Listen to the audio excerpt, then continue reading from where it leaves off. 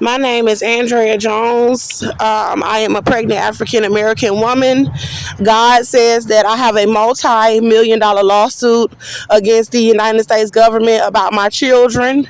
I'm carrying a baby that is alive. They have been abusing this baby for 4 years for racism, for me protecting myself from the father who is white. He was abusing me pregnant, and they have been attacking the pregnancy with poison and starvation. I am outside in Houston, Texas, walking around with a duffel bag, and I've been sleeping pregnant at bus stops. They're having the hospitals lie about my pregnancy while the city of Houston and the state of Texas is trying to abuse the baby to death, which is not going to prosper. The Lord has been with us this entire time that they have been doing these racist operations. They originally charged me for protecting myself from the white male who had just got released from prison. I also have a little boy with him. He was abusing the little boy as well while he was abusing me pregnant. Then they took the little boy and said that they all raped him for racism, for me protecting us from the father who is white. They did not want to tell the true evidence while they had me incarcerated in the jail in Conroe, Texas, in Montgomery County. They did not want to tell the truth that I was pregnant. This is where they started abusing the pregnancy through the state, where they were trying to poison us. I did not eat a lot of the poison items that they were bringing to us inside of a cell, and I lost 50 pounds pregnant inside of the cell. When I was released on the charges, my stomach was very, very, very small, almost flat, with a very tiny baby bump after being held in the jail on those charges in that condition for 11 months. I was released out of the jail with the baby still alive in me. I was denied into my family's homes to live with them.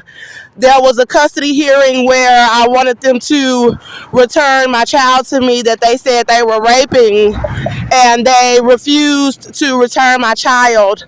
They abused us the first year that I was released out on the charges, trying to kill the baby in me, and the baby survived. I fled to another state. Then they abused us in that state, in the state of Georgia, for about 9 months, and the baby was still alive. This was after we had been denied medical care in 4 hospitals. I had also started a YouTube platform releasing the evidence about my case and what was taking place here in America.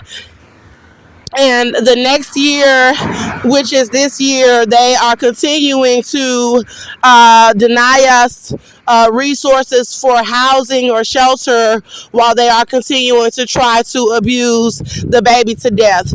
This is when the Lord notified me through several confirmations that I have a multi-million dollar lawsuit about my pregnancy and that I will get the baby out. So this is extreme racism where I am pregnant being abused in America through these type of starvation tactics, where they are also opening up food items in every location where they are selling food, where I have been living homeless in the areas, and they have been poisoning the food items to try to stop me from winning the multi-million dollar lawsuit.